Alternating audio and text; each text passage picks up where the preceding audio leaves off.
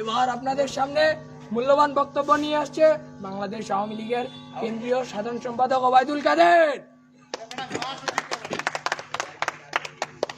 আমরা করতালি দিয়ে অভিনন্দন জানাবো।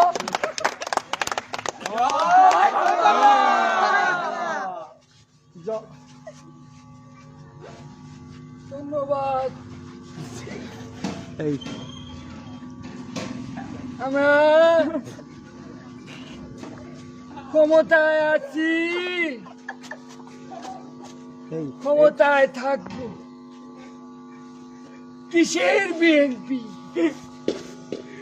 এখানে মাঠও আমাদের, রেফারিও আমাদের, বাসি বুসি যা দেবে আমাদের পক্ষেই দেবে। ক্ষমতায় আসি তো, যাইনি তো। বিএনপির লোকেরা লাঠি নিয়ে আসবে, পুলিশ কি ললিপপ চুষবে।